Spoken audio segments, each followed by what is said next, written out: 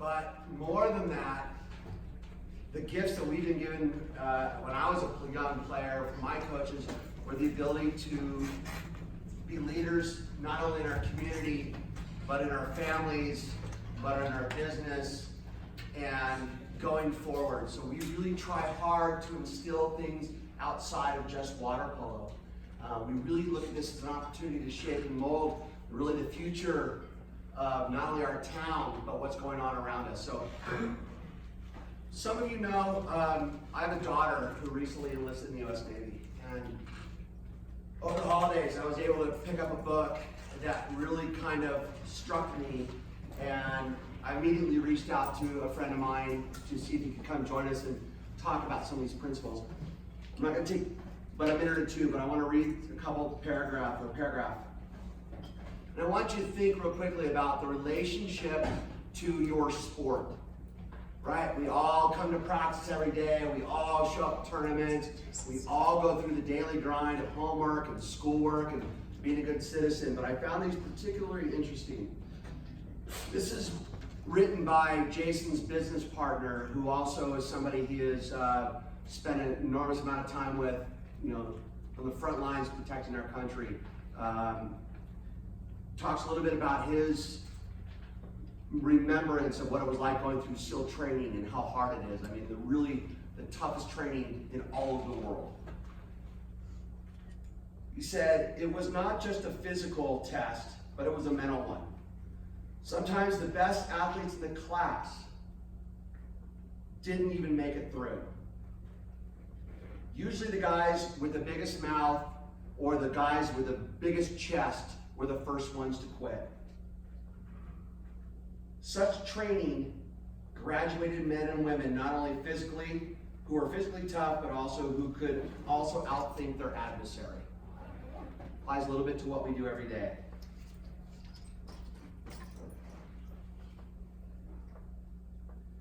This is the last part that I think Jason will probably hit home on today. Most people like to belong to a winning team, yet they often don't know how, or they simply need motivation and encouragement. Teams need a forcing interaction to get the different numbers working together to accomplish the mission, and that is what leadership is all about.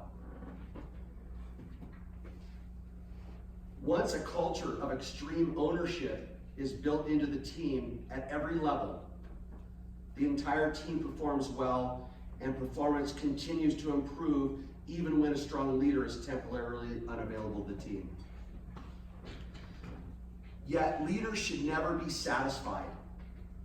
They must always strive to improve, and they must build the mindset into that team. They must face the facts through a realistic and a brutally honest assessment of themselves and their team's performance. Identifying weaknesses, good leaders seek to strengthen them and come up with a plan that would overcome challenges.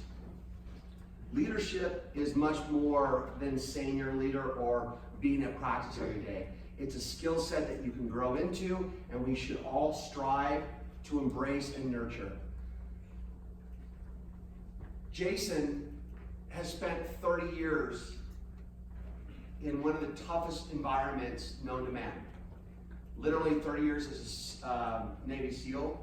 He has also taught, trained, and helped mold the men and women that are protecting us today. Why I think it's so important is because as a leader and the leadership skills that he's going to kind of talk about, Jason was a regular guy in San Clemente. Grew up at this pool in this community and is doing the exact same things you guys are doing. So without much further ado, please give a round of applause to not only one of the bravest guys I know, but a teammate and a friend, Command Master Chief Jason Gardner.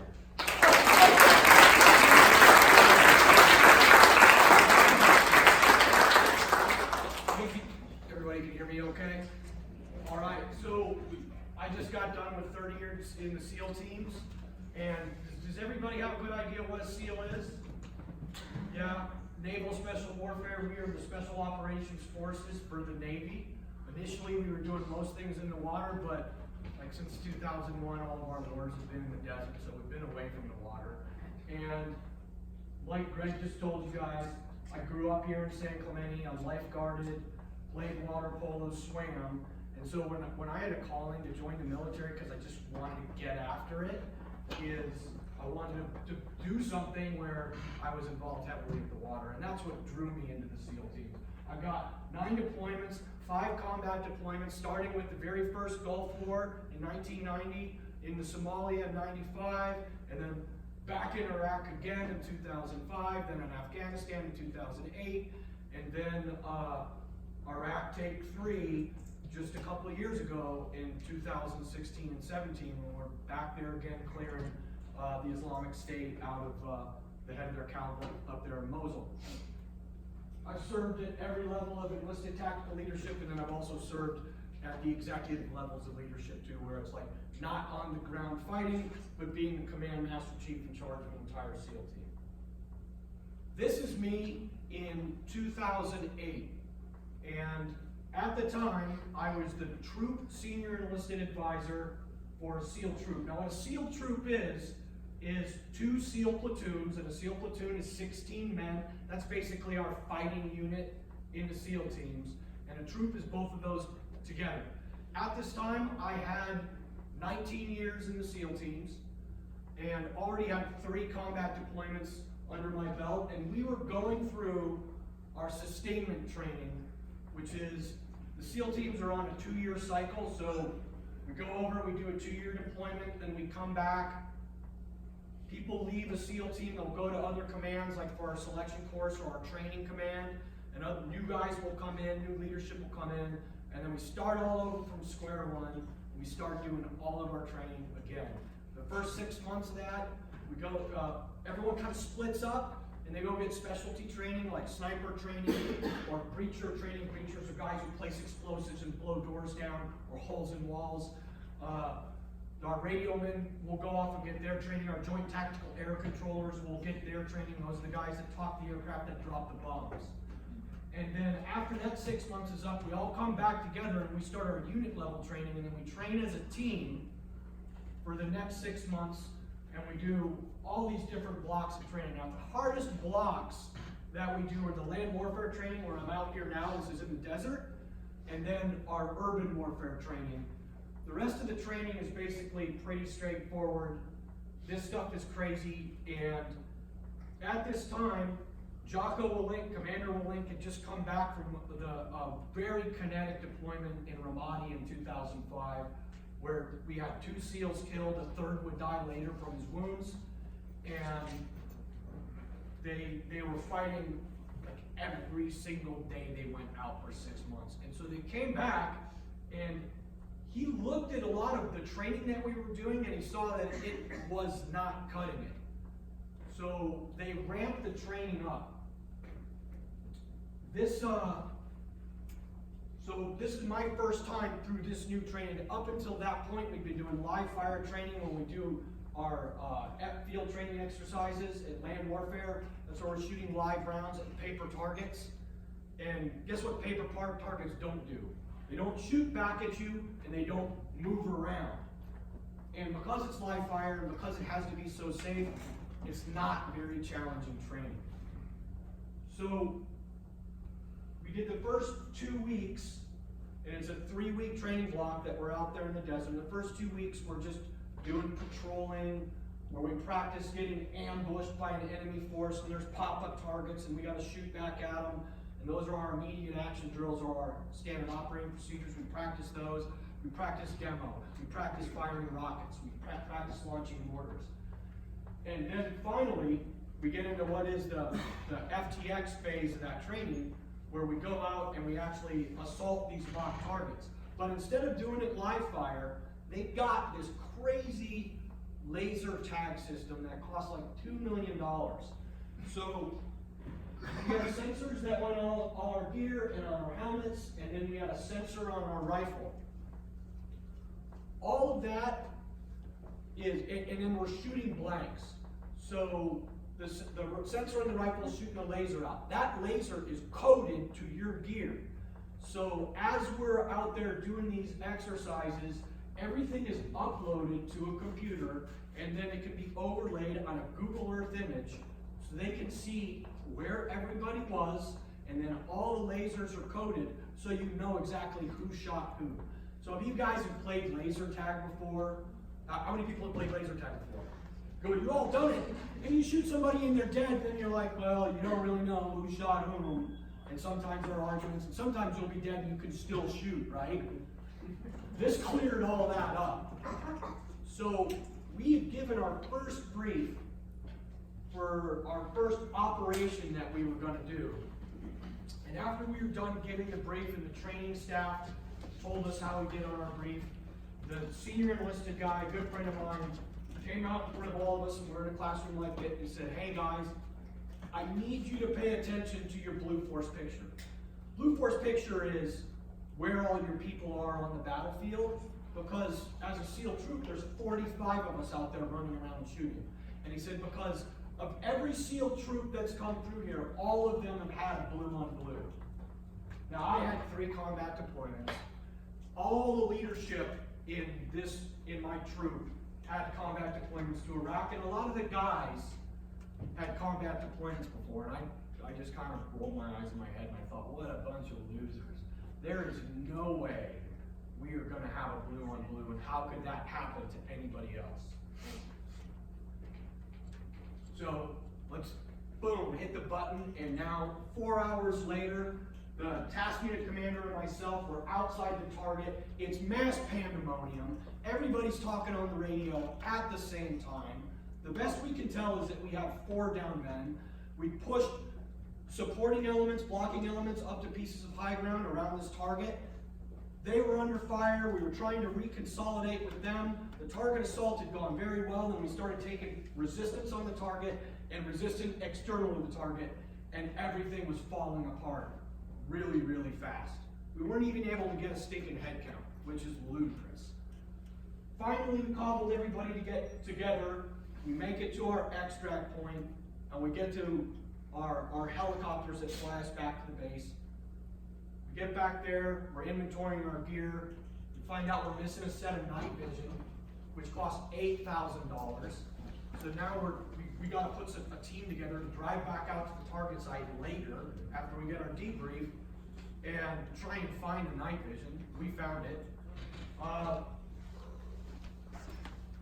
We get into debrief and we discover not only did we have a blue on blue like everybody that came before us, but we had a pretty egregious blue on blue where we had a sniper element up on high ground. They were trying to drag a wounded guy off the high ground, and one of our fire teams down on the target completely lit them up and killed them all, which is like horrendous. So those guys all got a safety violation shit. As the leadership, because it's my fault, and the platoon leadership, we all had to sit down in front of Jocko Willink, who I've known forever and is a friend of mine, and get a written counseling for like the worst thing that you can do. The worst thing that you can do in combat is kill one of your own people. And thank goodness, this is why you train, so you can make your mistakes when you're training. And I was just so professionally embarrassed to be in 19 years and to be getting a safety violation for this was incredible. So human nature, when something goes this wrong, the first thing you want to do is pull out the blame thrower and start blaming everybody else. Hey Roger, what the heck, why did you shoot our sniper team? Oh, this training isn't fair, it's not realistic. And thank goodness that's not what we did as a SEAL troop. And that's through no fault of mine, because internally I was wanting to lay blame and make excuses. But the leadership, myself, the task unit commander, the platoon officer in charge, we went down all the way to our LPOs. There were about 8 people of leadership, and we sat down and we said, let's take an honest assessment of what we did wrong on this target, and let's just pick the 4 worst things that we messed up. Because really after that, you can't hold that in your head. So, like, hey, here are the 4 worst things we messed up. Number 1, we better figure out a way to know when we're confused and there's gunfire going on, where all our people are at. So we decided that when gunfire goes on, we got a little IR strobe that's mounted right here on the side of our helmet. You're going to turn that on so we can see each other with our night vision. You know, okay, I got a guy up there. I didn't know he was there, but he's there now. We worked out a new SOP for our head counts. Because prior to that, we were doing this duck, goose nonsense where the leading petty officer would go by and count heads, which great, that works fine when you're on like a school bus where people aren't yelling and screaming, but it doesn't work when you're under pressure. So we modified that. We decided we would get head counts by fire teams, because in a SEAL troop we have 6 fire teams. Is it easier to count to 6 or 45? 6, right? So we said, okay, here's our SOP for that. We came up with an SOP for dealing with our downed men, because we weren't carrying litters with us, and we weren't carrying anything with a pair-bag. So we started, each fire team had a litter that they carried with them that would collapse down, which is like a stretcher you can put someone wounded on. And then we carried an empty pair-bag, so that when someone got killed, we could take their helmet off, their body armor off, all that 70 pounds of equipment that we're hopping around the desert with, and their weapon, put it in the bag, and then it's so much easier to manage just a person with all that gear, and we won't lose all the gear. So we did that, and then we decided, hey, we gotta clean up how we're talking to each other on the radio. And we started practicing all these things. Because it's one thing to sit down at a table across from each other in a classroom and say, hey everybody, here's how we're gonna do our head counts, for instance. And when we call over the radio for a head count, we're gonna say, pass a head count. And then we're gonna count down by fire team. So fire team 6 is up, 5's up, 4's up, 3's up, 2's up, 1's up. Where everyone agreed that's how we're gonna do it. We go out to rehearse it, what happens? 6 is up, 5's up, 4's up. Big pause. 4's up. Someone's got to walk over to the fire team 3 leader, cuff him on the head, and he's like, oh yeah, 3's up. And we rehearsed it again and again, and then we got that stuff down. And we cleaned everything up. And then we went out on our next FTX mission because we had 4 of them left, and they turned the pressure up on us. And we did good on those 4 things, but then we discovered, hey, here's 4 more things that we're not doing well. And we fixed those. And then the next operation, they turned the pressure up again. And we discovered more things that we could improve upon, and we rehearsed them, and we improved them. So when we went out on that last mission, we absolutely mauled the Op 4, which is, that's a term for opposition forces. And those are the bad guys. Like, they can remotely put them back to life on the laser tag system, and we would kill them and they would come back to life. We actually had 10 down men on that last FTX, and it still wasn't slowing us down because we practiced all this stuff. And that's just, this is a run for playing online, and it says run towards enemy on the front of it. It's an anti-personnel line on the back. It says back towards you, and for some reason on the box it says do not eat. The reason I have that is because the stuff you're afraid of and the stuff you're uncomfortable about, you need to turn and face it. And I'll get into this later, and I'm talking to leadership, and you might go, oh, come on, man, I'm a sophomore in high school, I'm 12 years old. What does leadership have to apply to me? Leadership starts with you. It starts with how you lead yourself. So, this is my truth when we deployed to Afghanistan in 2009. We were supposed to deploy to Basra, Iraq in 2008. Things were really getting quiet in Iraq. There wasn't much going on. And then at the last minute, there was a request for forces, and they said, hey, we want to bring another SEAL troop into Iraq. So we had to shift. It wasn't what we trained for, but we shift to go over there and to go in Afghanistan and fight. Now, out of my 5 combat deployments, this would be the most kinetic deployment. We had over 300 hours total of troops in contact. And what that means is, like, when that first bullet starts flying, when that first rocket-propelled grenade comes in, Then you announce the troops in contact over the radio. That gets you more assets, more aircraft to come to help you, and it establishes that you're in a firefight. 300 hours total. That's a lot. Our longest firefight was 4 days long. Up here at the top, this is task unit Triton. This is my SEAL troop. All the SEALs are in the center, and then out on the outside, these are all our support guys. Because SEALs cannot be SEALs if there aren't CVs to give us places to live and fix our vehicles, if there aren't admin people to make sure we get paid, if we don't have medical support to figure out where, to give us the medicine that we need, if we don't have intelligence people to figure out who we're going to target and kill, we can't do that, and they are all equally valuable parts of the team. On the back up here, this is a CH-47 from Task Force 160. They're the Special Operations Air Wing, and they actually work for soft commands, but these Apache gunships on the outside out here, they're conventional forces. They're a completely separate chain of command, but because we established a relationship with them, and they actually, where we were staying on the camp in Afghanistan, at the Kandahar airfield, they lived right down the road. We would have barbecues with these guys, have them over to shoot. At a couple points where we almost became overrun, they broke their sleep cycle to come support us and risked their lives by flying low to draw the Taliban out to help get us. These are, here's a picture. This is a rooftop in Marja when we went in there. This is a 4-day firefight there. This is a picture here. This is me spotting for a buddy of mine, Taylor. He was killed on a later deployment to Afghanistan. And right here, he's getting ready to shoot a guy at 1,200 yards. Here's a picture of me with a Taliban commander we're waiting to capture and caught. And then down here, this is a picture of me handing out some candy to Afghan kids. And when you go places, and I've been all over the world, and there are lots of different cultures. But when I meet all these different people, they're all the same. Yeah, maybe they pray to a different God than you and I pray to, or whatever you got going on, or their value systems are a little bit different.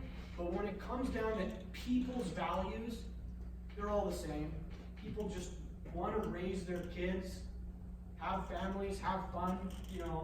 They're really into soccer over there in Afghanistan and doing stuff like that. And so it was a great experience. Now on this operation, we went into a village to capture a Taliban commander.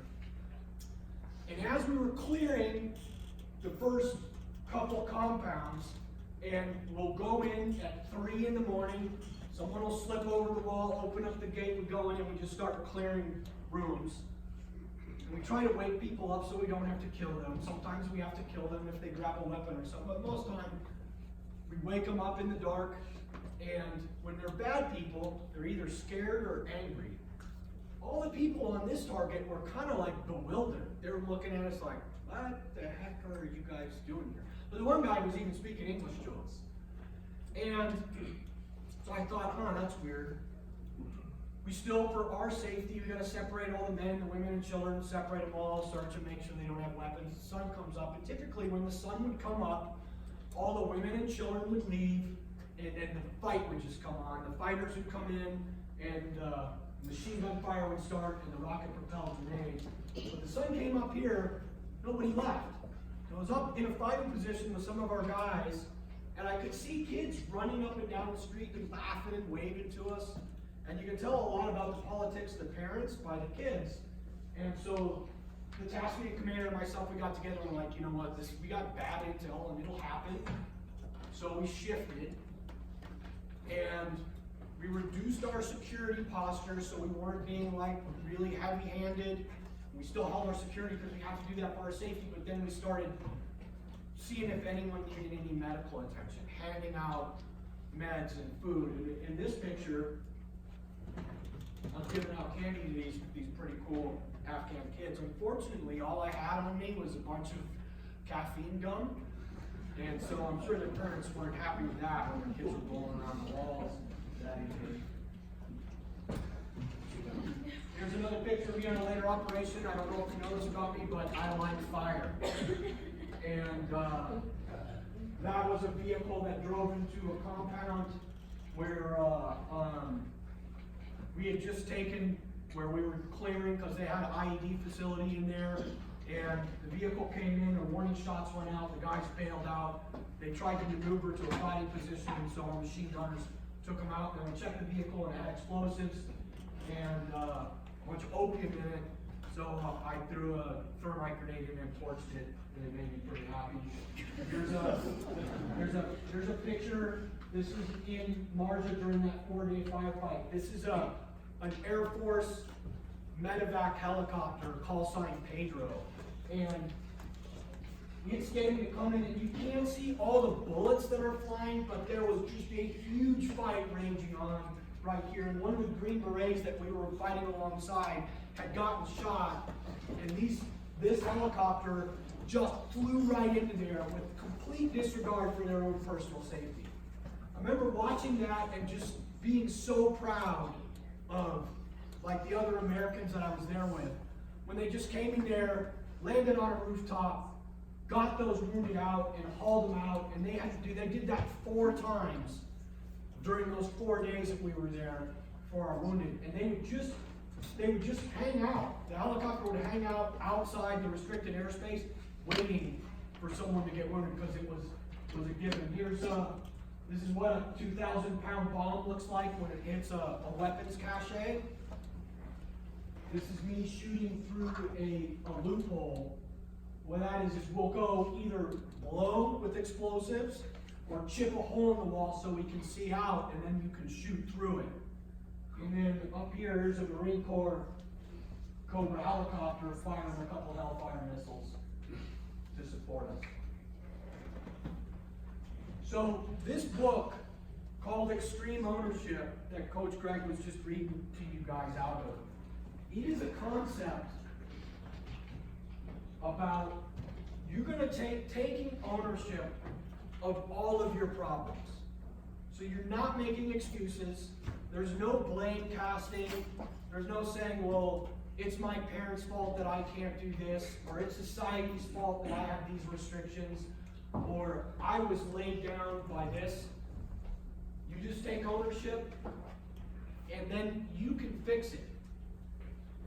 Because think about how much that empowers you as a person when you say, hey, this is my issue, I own it. Now you can actually do something about it. Whereas when you're saying, oh, this is someone else's fault, this is some other issue, it's not going to get fixed.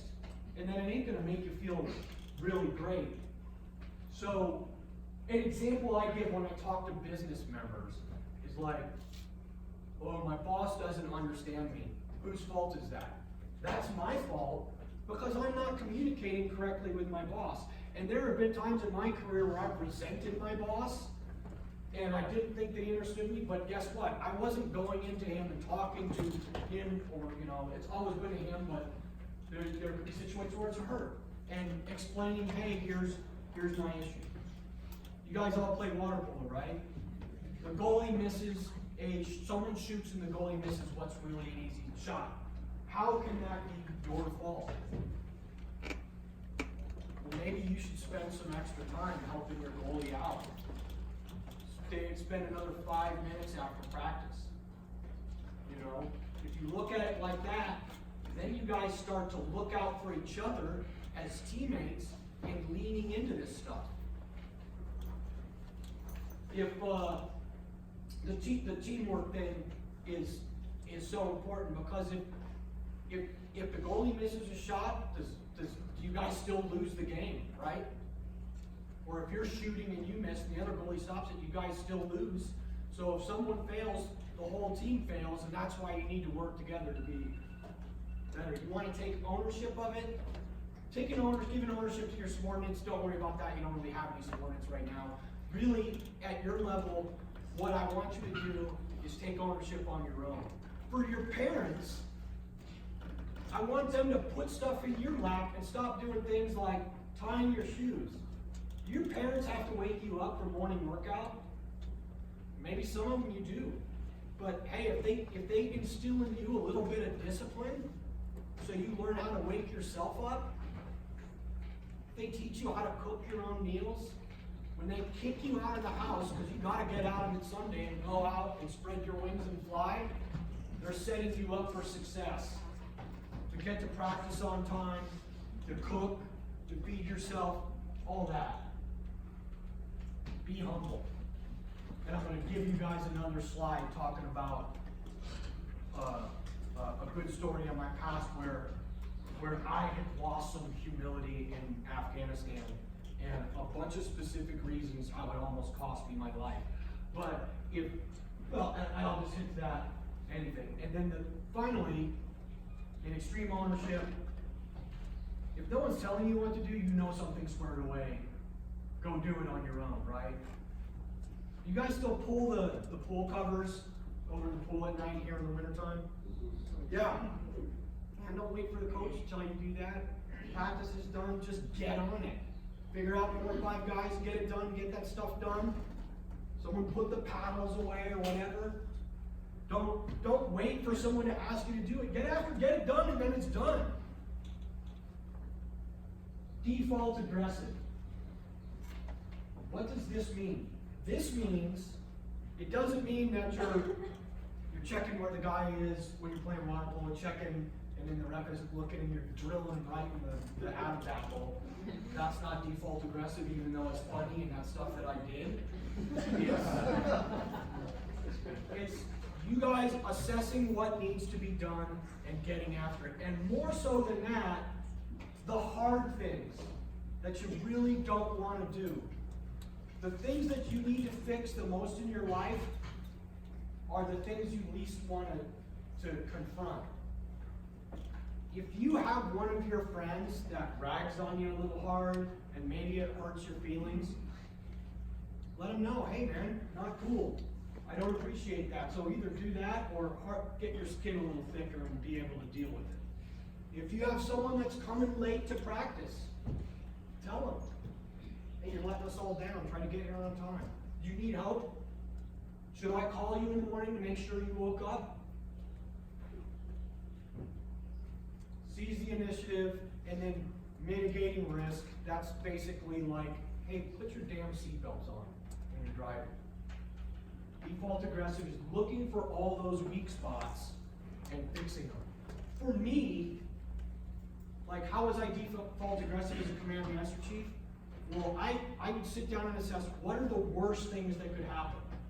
And for me, the worst thing that could happen was one of my guys gets killed. And it could happen on the battlefield, it could happen in training. So we would run drills, and we called them Keiko drills.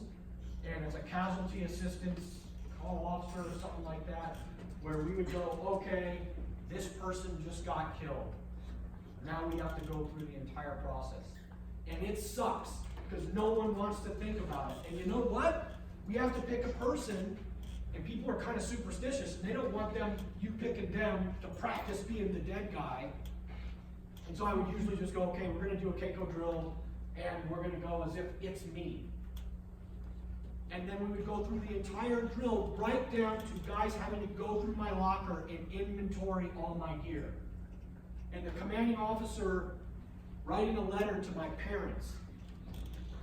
And they stopped short of doing the notification where they have to call, go and see my wife and kids, and tell them I didn't make it because that freaks people out, obviously.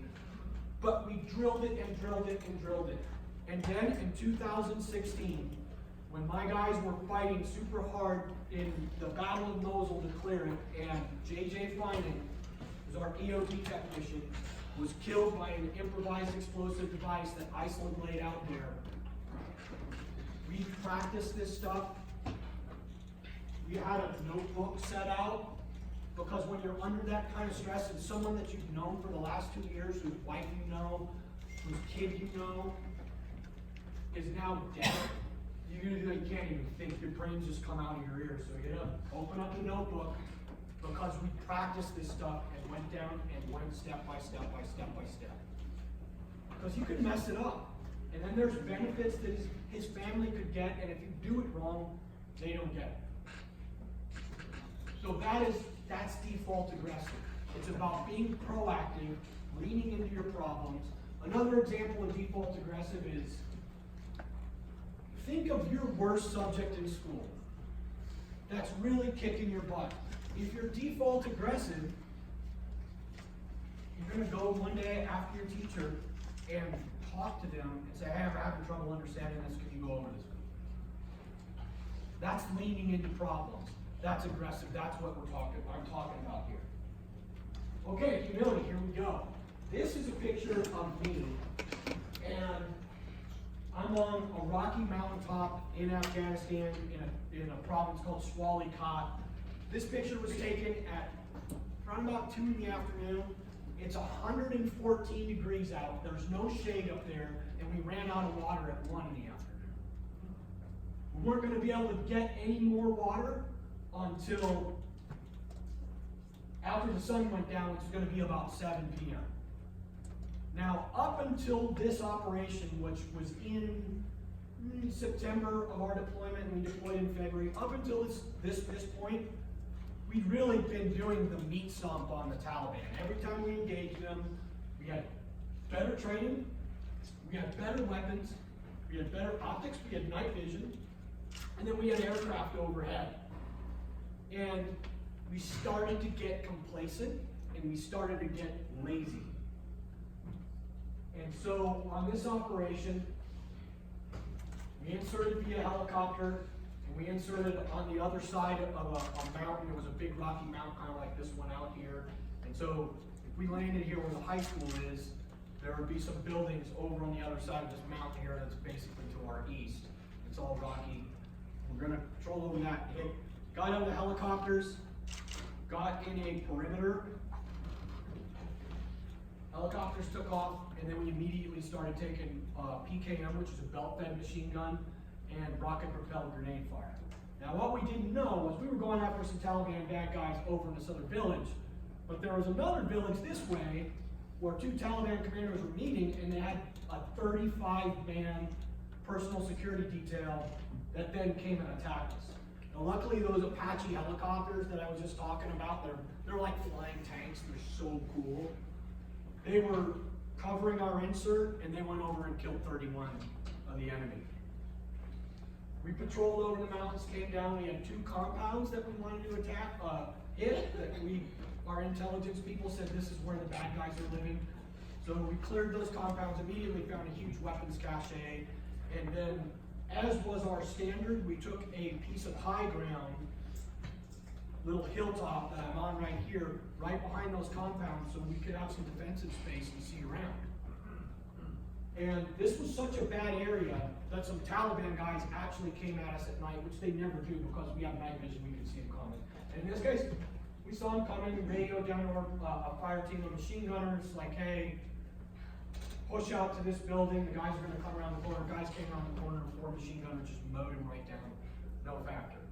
The next day, all the women and children leave from the adjacent compounds, and then the Taliban start to push up to all the high ground around our high ground position.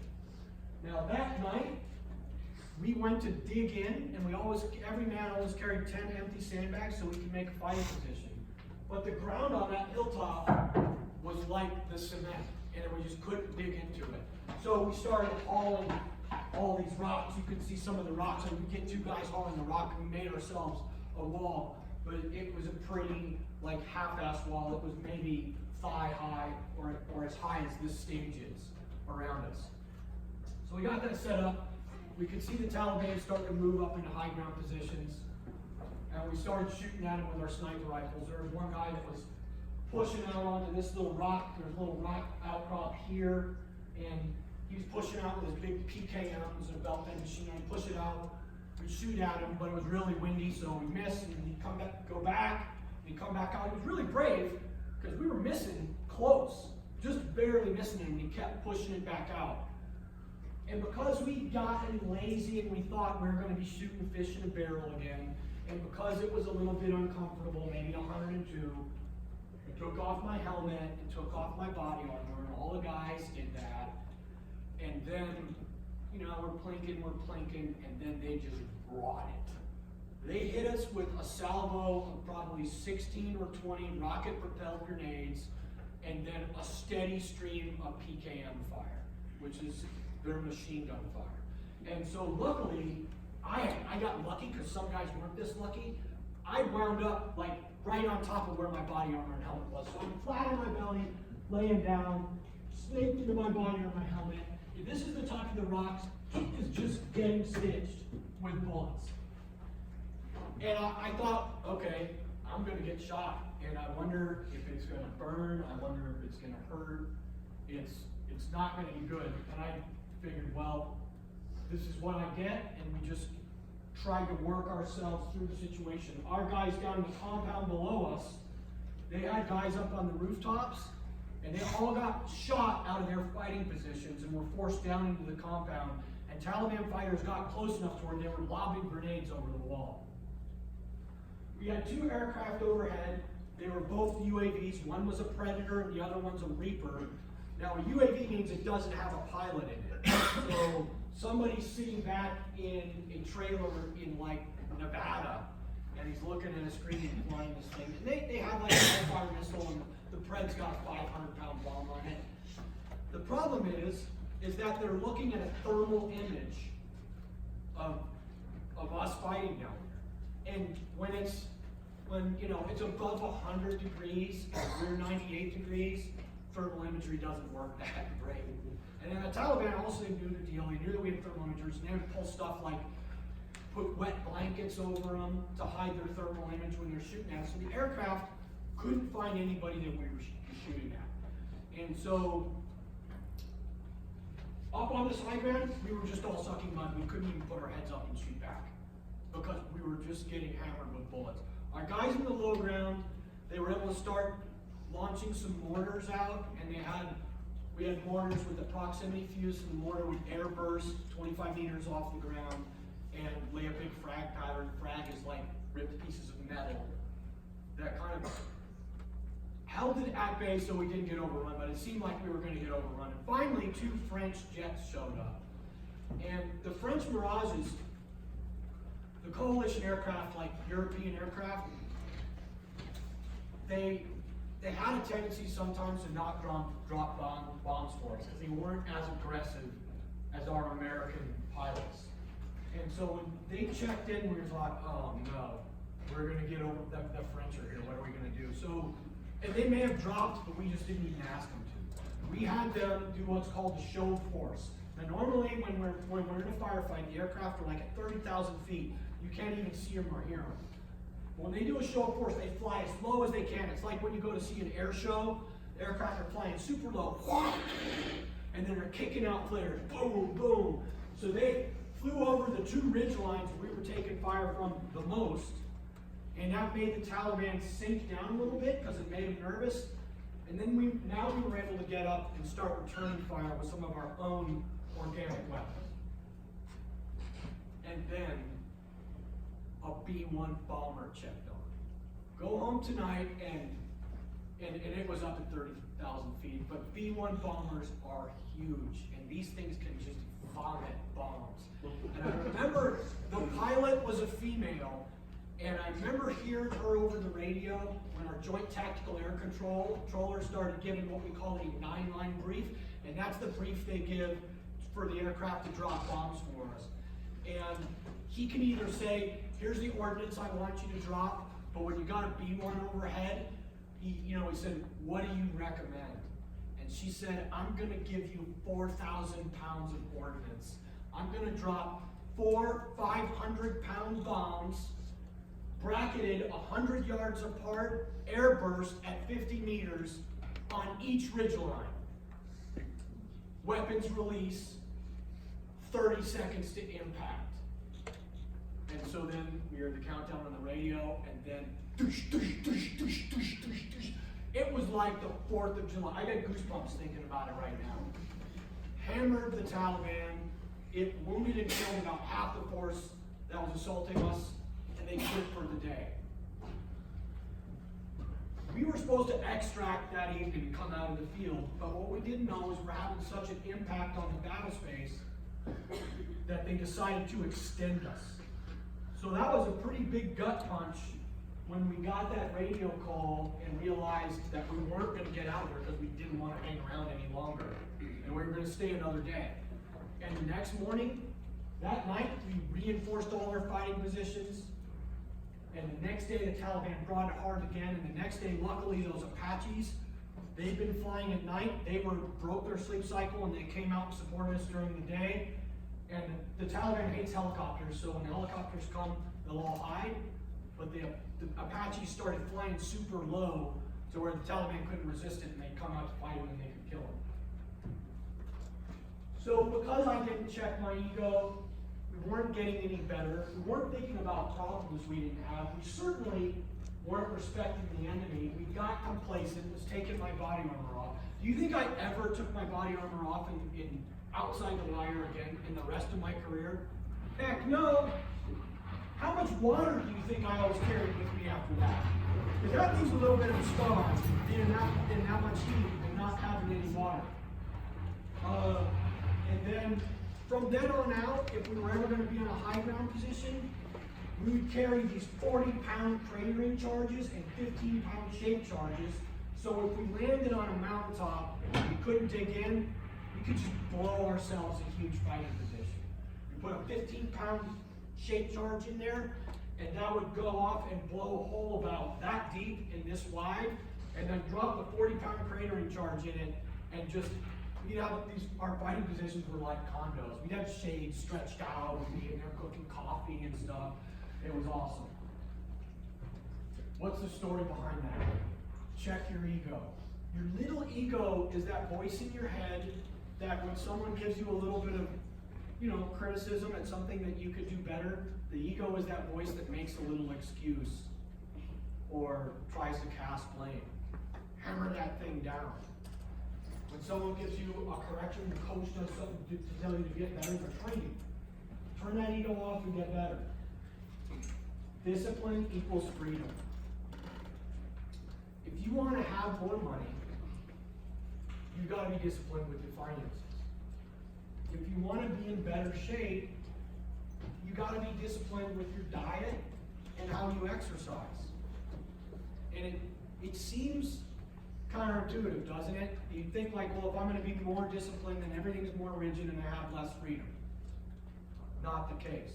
This is a picture of our ready room in Afghanistan. And this is a quick example of some of the stuff that we did that gave us the freedom to be able to operate. Here, you can see that our ordnance reps would go out and they have to spend, it would take them about an hour to organize this after every time we went out, because guys would just come in here and be grabbing stuff, loading ammunition, getting prepped, explosive charges to get ready to go. And this gave us the freedom to be able to respond to time-sensitive targets, because there's always a competition for who gets to do what. And so we always wanted to be able to do, more operations. And because we had a discipline about this and all of our systems, within 45 minutes, we would be able to submit a 35-slide concept of operations brief to our leadership to get us to go out, because we built shell slides in PowerPoint, and then we would just be able to fill in the weather and the date and head counts and stuff like that. Get our comms loaded with crypto, do all our radio checks, our head count, secondary checks on all of our gear, and then we could get out. We were able to execute 3 or 4 time-sensitive targets on that operation. But discipline is the deal, and you can see here it talks about prioritizing what's important, and that's a pretty big deal, because you want to make sure you're being disciplined about the important things. Knocking your stinking homework out, and then you can, well, that's a great example. Get home, knock your homework out, or if you got a brief period, knock your homework out. Now you got free time to go surfing or go to the beach or do whatever. You don't do it, it just nags at you and nags at you and nags at you, and then you do it the last second, and the whole time you just had that hang. Just get the stuff done. So the last mission. On one of our turnover operation in Afghanistan, at the end of our deployment there, SEAL Team 1 came in to relieve us, and I was at SEAL Team 7 at the time.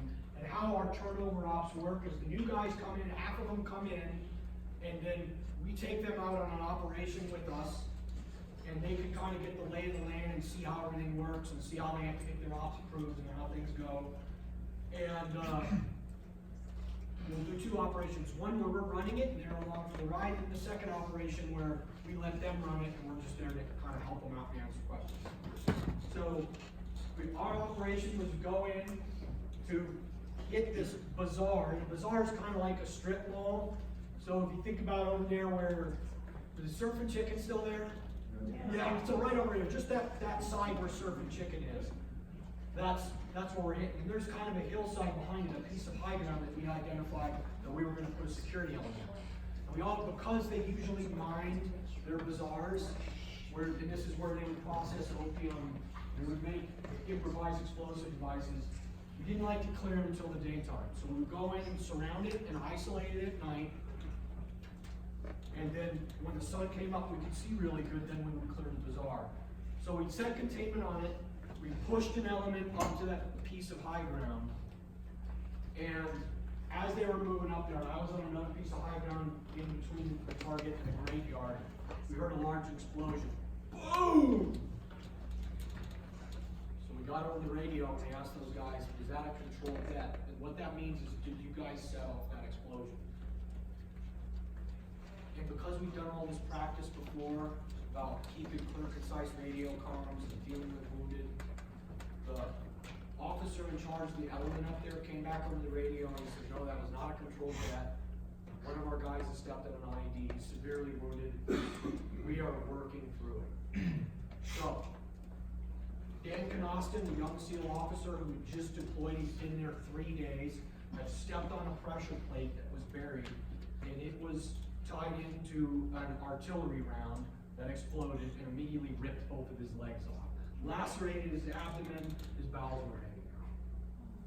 The guys immediately to his left and right, who weren't medics, got on Dan and got tourniquets on his stumps. They covered his bowels up with a cravat and got what's the stuff that's in IV, I took an IV bag and wet it up to handle that.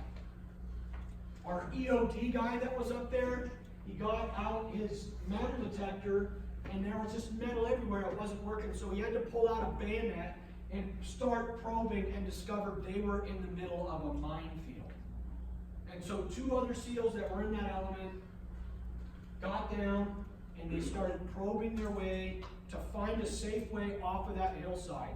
Our radio men immediately called back to get the aircraft that had dropped us off to come back in to get there. Our Joint Tactical Air Controllers identified a suitable landing point for that helicopter to land to get Dan out. Our security elements shifted their positions because we're way behind enemy lines, and now it's compromised that we're there because this explosion had just gone off, and now we're going to land a helicopter on the target site, which is really, really dangerous. So against all odds, we got Dan Canoston out of there. He survived his wounds. Last year, he got a gold medal in the Paralympics. We stayed there and fought for another day.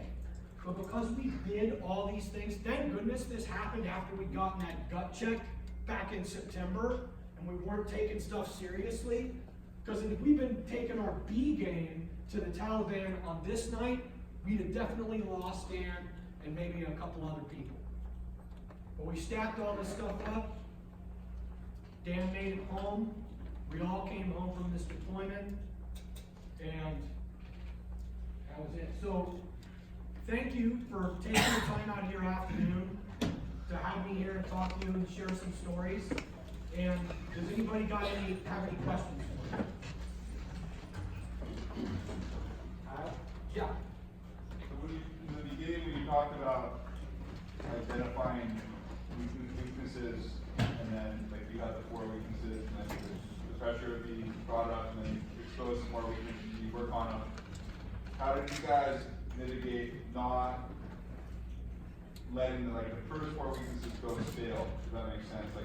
Because we just kept rehearsing it. Continue Yeah, to well, because the conditions that caused those 4 first weaknesses were there and everything after that. So those are the biggest ones were like, us not talking on the radio, or us not being able to get a quick head count. That was an issue on every continuing one because we constantly did rehearsals. What we call these standard operating procedures. And basically what standard operating procedures are is they're like life hacks, okay? Daco says there are no life hacks, but there kind of are. If you develop little systems that you rehearse, that you're good to go, and then you can just do it without thinking about it. So those were all reinforced every time, and we rehearsed them. And this is why hard training is so important, because you really don't know where those weaknesses are until you put some pressure on your system. And you, like, for instance, if you're the varsity team and you're only scrimmaging with your JV team, are you ever going to get any better? Does Corona Del Mar still have a super powerhouse water polo team? You go play them, you're going to get hammered probably, but that's who's going to make you better and forge you into a better team. Doing that little hell week in the summer, which I assume you guys all do still, where you're wearing shoes in the pool, that's going to set you up and strengthen you to be better water polo players. As I just lay this all out for stuff that I think is relatable to what you guys think about. Any other questions? Yeah. What was the hardest part for you being a Navy SEAL? The hardest part for me being a Navy SEAL is when later on I got married and I had kids, and having to leave them to go on deployment, that would just crush me. Because I remember my oldest son, when I would go and they would come down to the airfield and I'd have to get on the plane and go, and he would just be in tears. That being away from my family was the hardest. As a young man, I loved being gone all the time, but it was a rough being away from my family.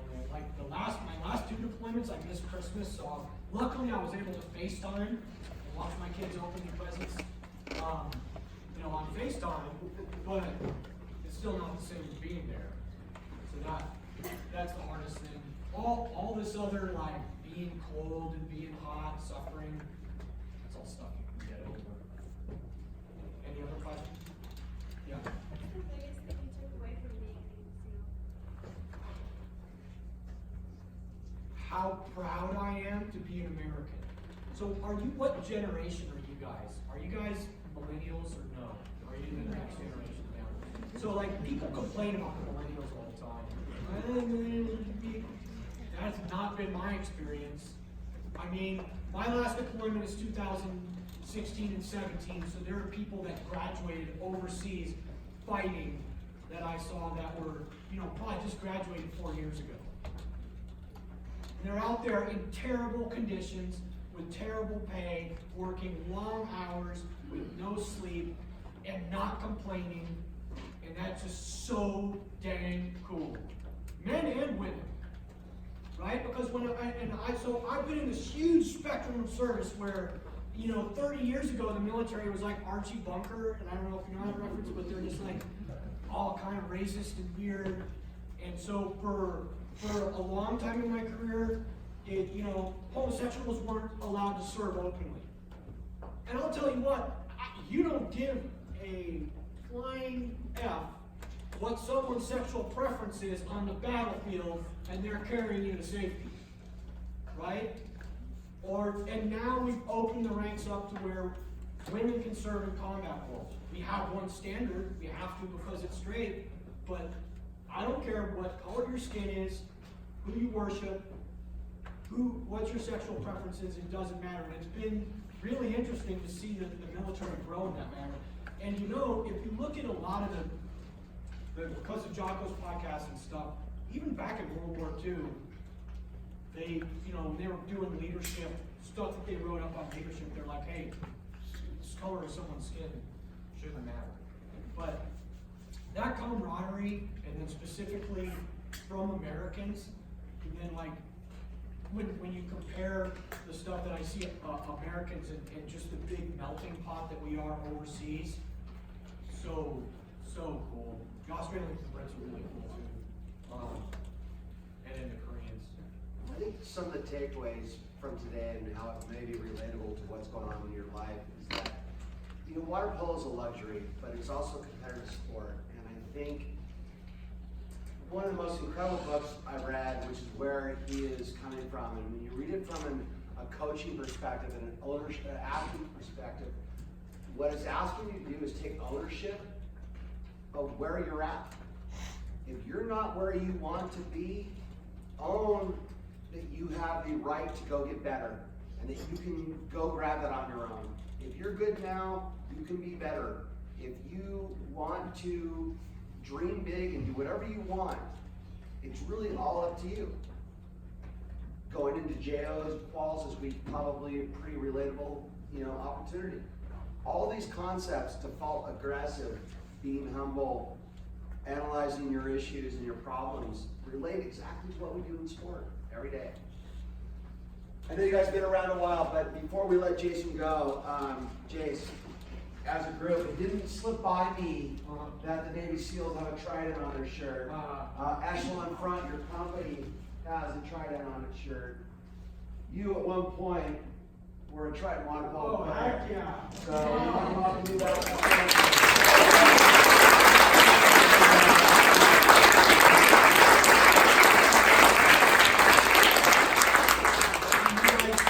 You're in a really neat spot right now where you've got the whole world in front of you. It's super cool to be able to come here and talk to you, and I wish you the best. Thank you.